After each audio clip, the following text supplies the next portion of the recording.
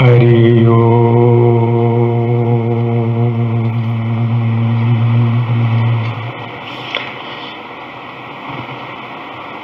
यन्माया वशवर्ति विश्वमखिलं ब्रह्मादिदेवासुरा यत्सत्त्वादमृषैव भाति सकलं रज्जौ यथा हेर्भ्रमः यत्पादप्लवेकमेवैभवाम्भोधेस्थितिर्षावताम् वन्देऽहं तमशेषकारणपरं रामाख्यमीशं हरिम्। वंशीविभूषितकरान्नवनीहृदाभात् पीताम्बरादरुणबिम्बफलादरोष्टात् पूर्णेन्दु सुन्दरमुखादरविन्दनेत्रात् कृष्णात् परं किमपि तत्त्वमहं न जाने। मूकं करोति वाचालं पङ्गुं लङ्घयते गिरिं यत्कृपा तमहं वन्दे परमानन्दमाधवम्। श्रीराम जय जय राम।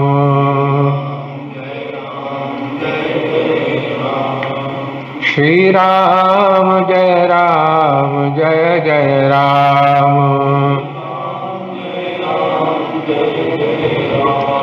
श्रीराम जय जय राम।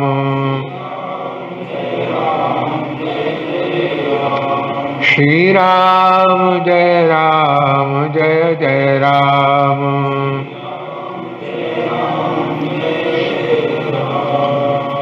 केवल चमकाते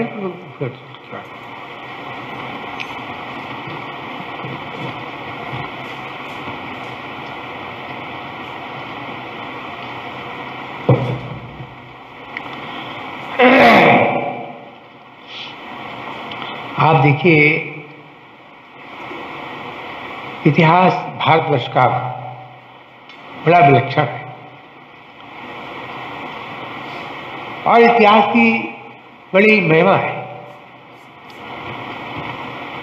किसी देश के इतिहास से हम जान पाते हैं पहले ऐसा था, ऐसे लोग रहते थे, समाज में लोगों का आचरण कैसा था, पहनना उठना बोलना ये सब कैसा, तो ये सब इतिहास से पता लगता है।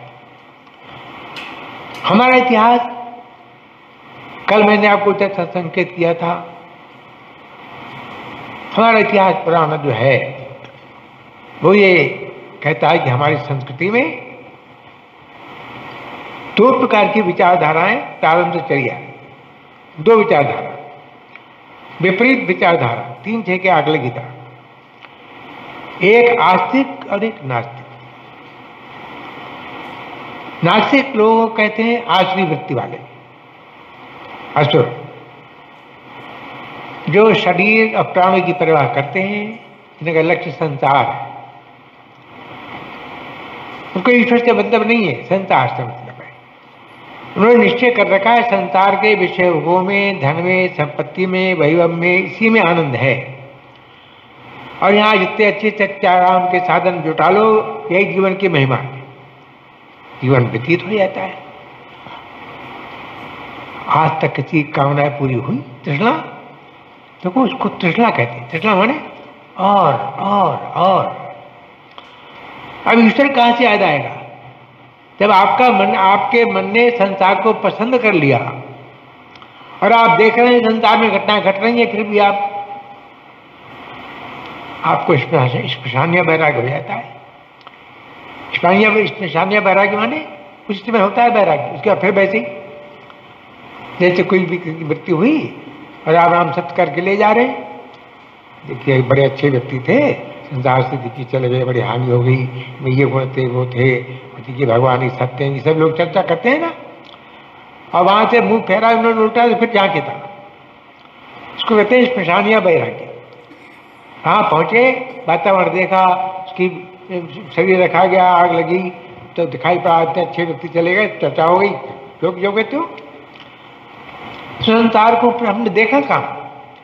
आप इसकी मृत्यु को देखिए, आप संसार ढाकना नहीं चाहेंगे, सोचेंगे यहाँ से छूटे कैसे। इसका नाम है मुमुक्षा, मुक्ति की इच्छा। ये तो बड़ा बंधन है यहाँ पर। एक इच्छा पूरी हम करते हैं उसके लिए, दूसरी इच्छा तैयार हो जाती है, दूसरी तैयार की, तीसरी तैयार हो गई, फिर इसको देखा उसको देखा, मन बिगड़ गए, ऐसा हो जाए वैसा हो जाए। बड़ा विचित्र संसार, बड़े बड़े बुद्धिमान लोग इसमें फंसे रहते हैं। एक बहुत बड़े विद्वान थे, उनका नाम था शिव कुमार शास्त्री, बनारस में रहते थे, बड़े भारी विद्वान थे, साक्षात महारथी थे। बड़े बड़े विद्वान आते साक्षात करने, हरा देते थे उनको। और उनकी युवा में ऐसी शक्ति थी कि जो बोलना चाहते थे उच्चारण वो कृतों में लिखा मिलता था। लेकिन महिमा संसार की, ईश्वर का भजन तो किया ही नहीं इन्होंने। शरीर और से संसार से परे जो परमात्मा, उसका भजन नहीं किया। ग्रंथ पढ़ लिए, ग्रंथों ज्ञान हो गया, मोह बना रहा। एक बेटा था उनका, केवल एक ही संतान थी। समय आ गया, समय आ गया। ग्रंथों में लिखा है, आयु कर्म च वित्तंच विद्या निधनमेव च पंचैतान्यपि सृज्यन्ते गर्भस्थस्य विदेहिना। जब देही जीवात्मा गर्भ में होता है ना, शिशु गर्भस्थ होता है गर्भ में, तब उसकी चार बातें नियत हो जाती है। उसी में आयु नंबर है, आयु नंबर 1। कितनी आयु होगी उसमें निश्चित होता है। राई घटे न तिल बढ़े, रौरे जीव निशंक। हे जीव, ये राई भर भी घट बढ़ नहीं सकती आयु। आयु श्वास के आधार पर है। आप श्वास बचा लीजिए, आपकी आयु बढ़ जाएगी, बढ़ी बचा लिया आपने, खर्च कम की, आयु बढ़ गई, आयु तो उतनी रही। आयु तो श्वास के आधार पर है, कितने श्वास आपकी चलेंगे। तो हमारी संस्कृति में ये दो विचारधारा है कि संसार कैसे बन गया, इसकी व्यवस्थाएं कैसे चल रही हैं। सूर्य चंद्रमा समय पे आ रहे हैं, जा रहे हैं, वायु चल रही है, पृथ्वी चल रही है। ये कौन है इसके ऊपर, किसने बनाया इसको? अरे व्यक्ति जब नहीं समझ पाता है तो मन घुमा लेता है, बोले इसको जानने में कैसे आ रहे, निराश हो जाता है, जानना चाहता है आखिर कैसे बनी दुनिया। अब उसमें जो नास्तिक वाले विचारधारा के बुद्धिमान नहीं है, ज्यादा अयल टाइप के लोग, वो क्या कहते हैं, अरे संसार अपने आप बन गया। बनाए किसने? ये तो अपने आप बन गया। अब वो लोग संसार के आकृष्ट हो गए। पहले बच्चे कैसे हैं, बोले अपने आप बच्चे पैदा हो गए, अपने आप जो है सूर्य चंद्रमा बन गए। अरे अपने आप कैसे बन गए भाई? देखा यह जाता है जो चीज क्रमशः क्रमिक बनती है, क्रम से उसके पीछे को बुद्धि रहती। जैसे भवन बनाए मान लीजिए, तो आप आए, आपने कहा बड़ा ढंग से किसने बनाया, कौन किसने ने इसका नक्शा बनाया? आप कहते हैं ना, इसका कोई बुद्धिमान व्यक्ति है, बड़े सुंदर खंभे बनाए और कैसे कैसे किया, कभी गिर नहीं सकता ये।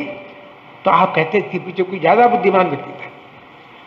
यहाँ तो कितने काम चल रहे हैं दुनिया में, कितने बड़े काम, इसका उत्तर तो हमारे शास्त्रों ने दे दिया पहले। तो इतने बड़े काम अपने आप, हम आपसे कहें भवन कैसे बन गया, तो आपने कहा कि भवन जो है, हमने कहा ऐसा हुआ कि बाजार से जो है वो मिट्टी उड़ करके आ गई, खंभे बन गए और रेत भी उड़ कर आ गया। तो आप मानेंगे इस बात? अपने आप रेत उड़ के आ गया, खंभा बन गया, यहाँ लग गया, कैसे मानेंगे आप? सूर्य चंद्रमा अपने आप टाइम से मिलाइए। मैंने सुबह देखा ठीक 6 बजे सूर्य भगवान ने तो लगता किसी का भय के ऊपर है ना। यद भयात तपति सूर्य, जिसके भय से सूर्य तपता है।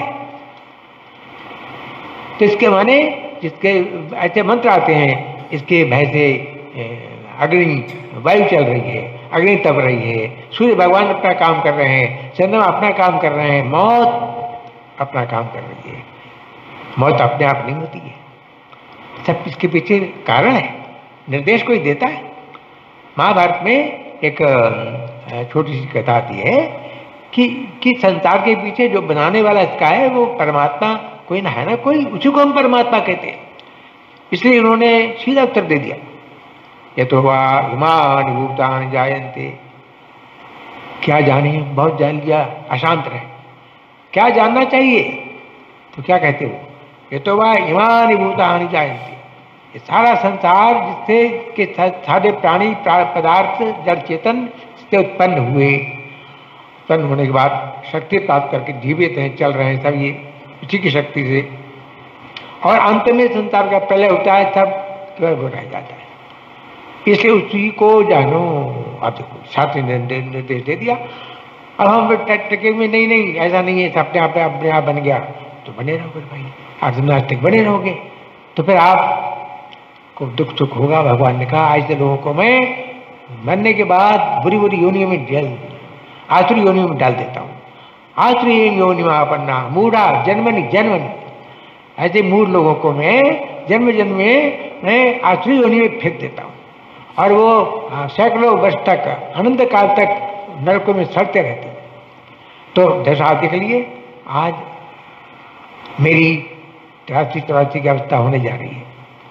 मैंने जमाना देखा जब ये सब घोर जंगल था, सब ये तो मेरे सामने जंगल था यहाँ 62 में, घोर जंगल सब। पहले सड़कें कहाँ थी यहाँ, सारा कानपुर उजड़ा हुआ था, पुराना कानपुर मैंने देखा है बहुत। अब कानपुर मिला लीजिए आप, सारे शहरों को मिला लीजिए, सारे उत्तर प्रदेश को मिला लीजिए, आप बम्बई को मिला लीजिए, कितना परिवर्तन संसार में हो गया। लेकिन संसार में ये सुविधा के साधन तो बन गए, बहुत बन गए, इतना बन गए कि व्यक्ति आलसी हो गया। ज्यादा सुविधा के साधन व्यक्ति को आलसी बना देते हैं। आज देखिए क्या दशा हुई, परिश्रम समाप्त हो गया। पहले के लोगों को बीमारियां नहीं होती थी, मिस्त्री मजदूरों को बीमारी कहाँ होती थी, किसी को बीमारी नहीं होती थी।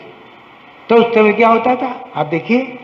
अब लोग चलते थे, फिरते थे, खूब चलना होता था, परिश्रम होता था, मन में कोई किसी प्रकार की कोई दुविधा नहीं होती थी, किसी प्रकार की मन में दुविधा नहीं होती थी, मन शांत होते, अंदर अंदर तो बाहर, और व्यक्ति झूठ बोलने से बचता था।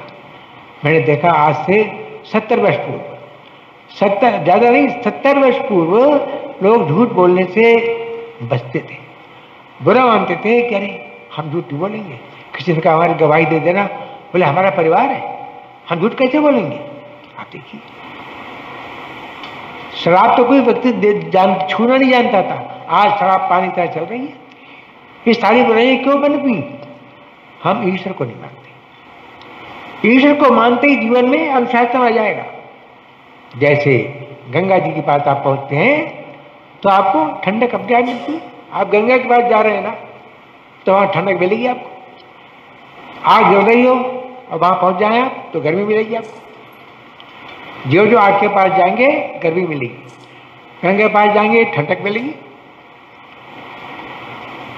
जिस व्यक्ति के पास आप बैठेंगे उसकी विचारधारा आपके पास आएगी। गोस्वामी क्या कहते हैं? भगवान कहते हैं मुझे आप नरक में डाल दें आप, लेकिन दुर्जन का संग न दें, दुर्जन का संग न दें। गोस्वामी प्रार्थना करते हैं भगवान, क्यों? दुर्जन का संग असर करेगा, संग पर रंग लग जाएगा। आज लोग नास्तिक बनते चले जा रहे हैं, ईश्वर को कोई भय नहीं। स्वामी राम जानते हो, पहले भगवान जो कृष्ण भगवान के उपासक थे, और स्वामी राम बाद में भगवान कृष्ण की कृपा से वेदांत का उनको बोध हो गया। अब स्वामी राम का वाक्य देखो, सामने लिखा है दीवार में। स्वामी राम क्या कहते हैं? ईश्वर देख रहा है। छोटा वाक्य सुनकर मत रह जाइए, वृत्ति बनाइए। आप ऐसा मन में चिंतन करिए, ईश्वर देख रहा है, ईश्वर सर्वव्यापक है। और ईश्वर को देखने के लिए आंख नहीं चाहिए। बिनु पग चलई सुनई बिनु कहना, आनंद रहित सकल रस भोगी।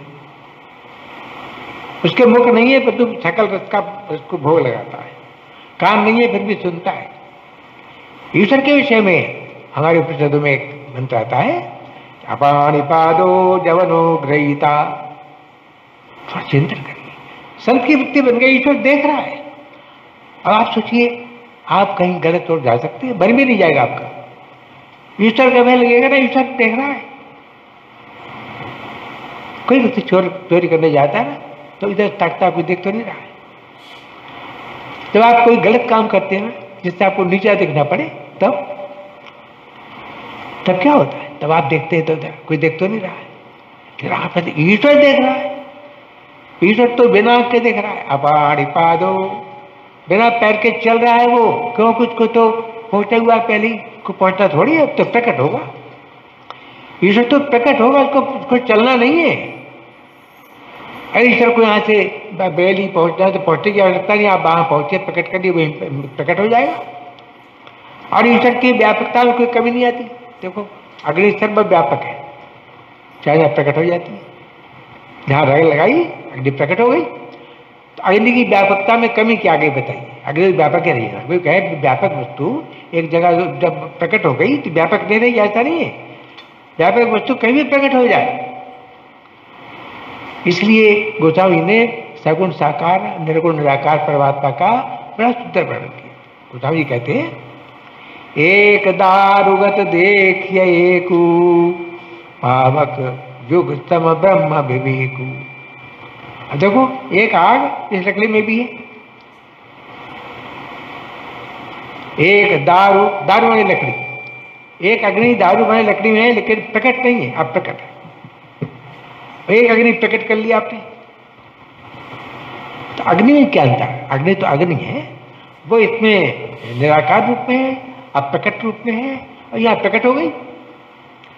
ऐसे ही ब्रह्म का विवेक है। परमात्मा जब चाहे प्रकट हो जाता है, उसका अपनी इच्छा है, और जब चाहे व्यापकता ही हो।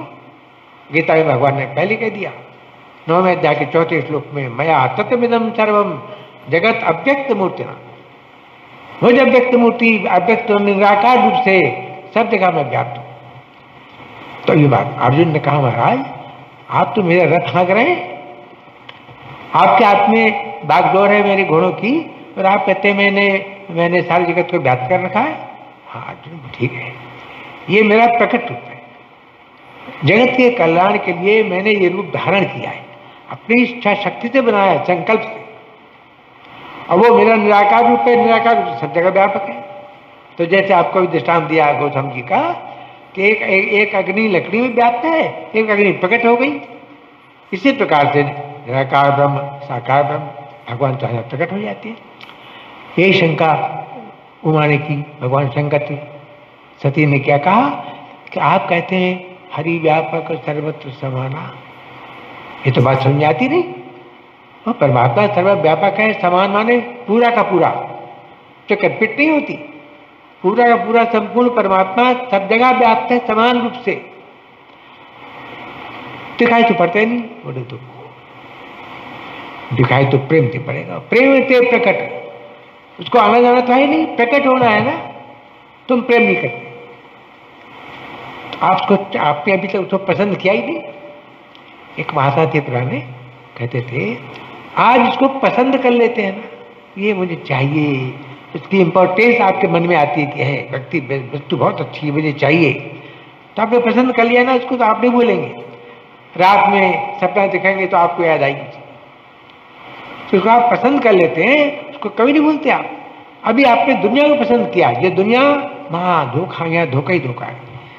दुनिया में दुख भरे हैं, दुनिया अनित्य है, दुनिया दुख रूप है। यहाँ का प्रत्येक सुख दुख देता है। समझ लीजिए आप, प्रत्येक सुख दुख देता है। भगवान ने 5वें अध्याय के 22वें श्लोक में स्पष्ट कह दिया, यही सत्स्पर्श जाग होगा, दुख योन एवते, सब दुख योनि सुनता है। लेकिन हमने पसंद कर लिया, ठीक है, फिर तो आप दूर उससे, तो मरोगे, जियोगे, रोगे, हंसोगे, ये करना पड़ेगा आपको, चैन नहीं मिलेगा आपको। आप बेचैन नहीं, कि जिन्होंने दुनिया में ज्यादा दुनिया को पसंद किया है, वो लोग बेचैन रहते हैं। अब आप बेबेकी बनिए, तब आप सोचेंगे अच्छा दुनिया तो ऐसी है, फिर कौन है भाई? तब आपको विश्वास हुआ, शास्त्र कहता है। भगवान ने कहा अर्जुन शास्त्र को मत छोड़ना, शास्त्र को तो मनोगे, शास्त्र ही तुम्हारा आधार है। जो व्यक्ति शास्त्र को छोड़ के मनमानी काम करता है, उसको सिद्धि प्राप्त नहीं होती, ना सुख प्राप्त होता है। यह शास्त्र विधि मुत्सृज्य वर्तते काम करता। अब काम करता मानी स्वेच्छा से जहाँ यहाँ बत रहा है, शास्त्र का अनादर कर रहा है, क्या न तो सिद्धि प्राप्त होती है, सिद्धि प्राप्त नहीं होती है, न सुखम न परांगतिम, न सुख मिलता है न परागति प्राप्त होती है। सुनो, ईश्वर की मान्यता से ये बड़े फल मिलते हैं। अपने आप गंगा जैसे स्वच्छता, गर्मी ठंडक देती है, अग्नि रूढ़ता देती है। ईश्वर के समीप चलते हुए मान्यता मात्र आपको दृढ़ विश्वास हो जाए, एक निश्चय हो जाए, भगवान ने तुरंत कहा, परिवर्तन हो जाएगा, आपका जीवन बदल जाएगा, आप दुर्जन से सज्जन बन जाएंगे तुरंत। गीता जी में देखो आप 9वें अध्याय के 31वें श्लोक में, अपिते सुदुराचारो भजते माम अनन्य भाव साधुरेव च मंतव्या सम्यक व्यवसितो हिता। भगवान कहते हैं श्री कृष्ण कि संसार के पापियों को इकट्ठा किया जाए। संसार में पापी है ना, पापियों को इकट्ठा किया जाए।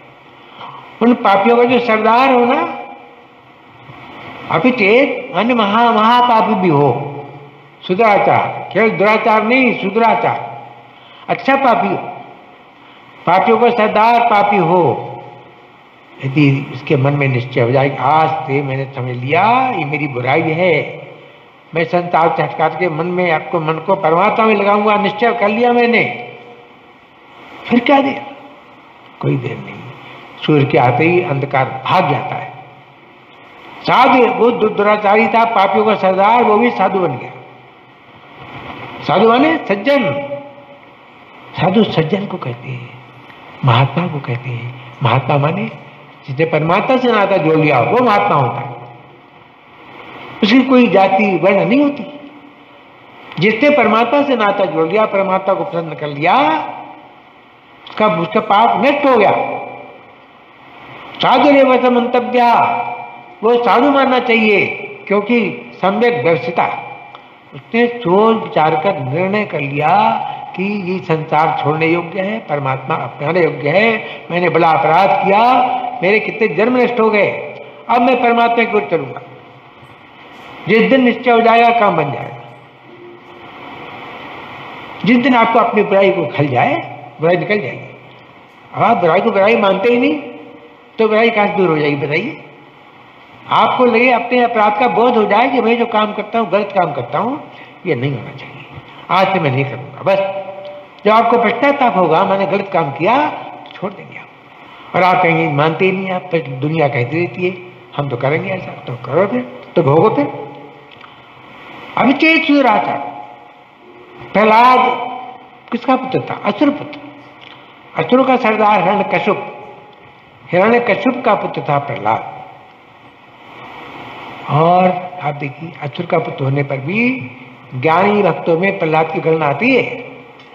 ऋषि मुनियों को पहले पीछे कर दिया, पहले प्रहलाद का नाम भागवत में गणना आती है। प्रहलाद, नारद, पराशर, पुंडरीक, प्रहलाद, नारद उनका नाम बाद में दिया, पराशर का नाम बाद में दिया। पराशर मेरे बैची के बाप हुए ना, पराशर। प्रहलाद का नाम पहले दिया। जो महापापी का पुत्र है उसको वहां पहला नाम दे दिया, प्रहलाद, नारद, पराशर। कैसे दे दिया? प्रहलाद को एक भरोसो, एक बल, एक आस विश्वास,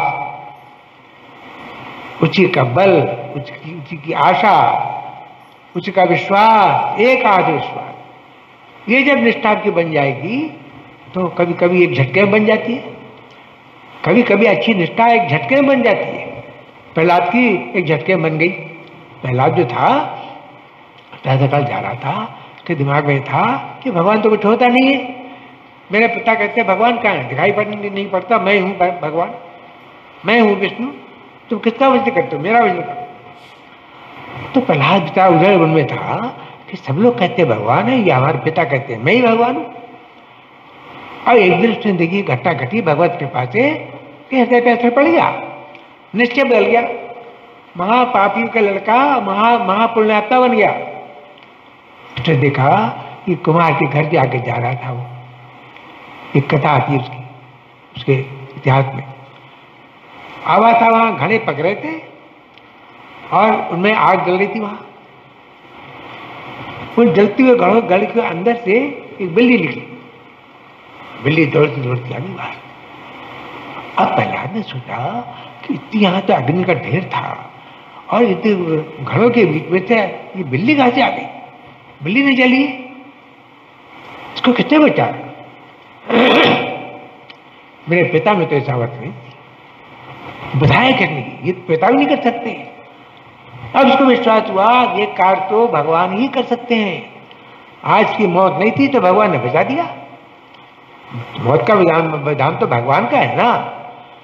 भगवान ने कहा कि मौत नहीं होनी तो भगवान ने बचा दिया। भगवान के अंदर अग्निम शक्ति कहां से आएगी? भगवान की शक्ति है। प्रबल प्रेम के पाले पलकर प्रभु को नियम बदलते देखा। जब प्रबल प्रेम होता है ना तो भगवान की प्रकृति वो नियम बदल देती है। उस दिन पहले आपको एक ठोकर लग गई। ये हुआ कि भगवान जो है ये ही भगवान ही कर सकते हैं, ये तो पूरा कर ही नहीं सकता है। तो इनके अंदर तो भगवान में तो हमारे पिता से क्या शक्ति है? सारे संतान उन्होंने संकल्प से बनाया है, बस मन घूम गया। आज तक पिता पर विश्वास था कि पिता विष्णु हैं, आज कोई विष्णु नहीं, भगवान एक हैं, सारे संसार को बनाने वाले का दृढ़ निश्चय हो गया। आप जानते हैं बड़ी विलक्षण बात है, हिरण्यकश्यप ने उसको आग में बैठा दिया। उसके बुआ थी होलिका, उसको वरदान था होलिका जलेगी नहीं कभी भी। तो उसके पिता ने सोचा कि इसको होलिका की गोद में बैठा दिया जाए, आग लगा दी जाए, होलिका जलेगी नहीं, ये जल जाएगा। और हो गया उल्टा काम। क्या हुआ? होलिका जल गई, ये पिला दिया। तो प्रभु का नियम बदल गया कि नहीं? किसने वरदान दिया था व्यर्थ हो गया। भगवान की इच्छा सबसे आगे, भगवान की इच्छा सबकी, वरदान पीछे, साप पीछे, पहले भगवान की मुख्य इच्छा। इसलिए गोस्वामी क्या कहते, राम कीन चाहे तो होई, करे अन्यथा अस नहीं कोई। जो भगवान करना चाहते हैं वही होगा। कोई व्यक्ति में और कुछ कर दूं, नहीं कर सकता, कोई दुनिया में नहीं है। ये विश्वास था। बस पाव को भी सलाए, पाव को भी सलाए थे। पाव माने अग्नि, सल माने जल। अग्नि जल की तरह शीतल हो गई। कैसे हो गई? भगवान की शक्ति। भगवान ने समेट लिया अग्नि की शक्ति को, अग्नि कुछ नहीं कर सकते। इसलिए मैं आपको बता रहा हूं, जीवन में ईश्वर विश्वास बहुत बड़ी चीज है, बड़ा संबल। आप सारे पापों से बच जाएंगे, बुराइयों से बच जाएंगे, यदि आपकी भावना ऐसी बन जाए। आप सुन लिया, देख लिया, पढ़ लिया, कह दिया, आपकी भावना हो। मैं कह रहा हूं आपसे, तो मेरी वृत्ति बननी चाहिए ना, मुझे भी ऐसा भान होता रहे कि भगवान देख रहे हैं। तो मैं कैसे गलत काम करूंगा? मेरा मन जाएगा ही नहीं, मैं सदाचारी हो जाऊंगा, मैं धर्मात्मा हो जाऊंगा, सारी अच्छाइयां अपने आप आ जाएंगी। यहाँ ईश्वर की ओर चले आप, अच्छाइयां आ जाएंगी अपने आप। ईश्वर की ओर चलने वाली बात, ईश्वर चलने के लिए पसंद कर लो ईश्वर को, एक आस विश्वास है ना, फिर आप देखिए जीवन बदल जाएगा। और जीवन बदला, फिर आप देखिए पीछे बोलना कलयुग चल रहा है तो क्या, इसी कलयुग में रामतीर्थ हुए, इसी कलयुग में विवेकानंद हुए, इसी कलयुग में कबीरदास हुए। आप नहीं कह सकते जमाना ऐसा है, जमाना तो हमेशा ऐसे ही रहा, जमाना कुछ नहीं, अपने को बदलना है। मैं वाणी को विराम देता हूँ, 5 बजने जा रहे हैं। बोलिए सच्चिदानंद भगवान की।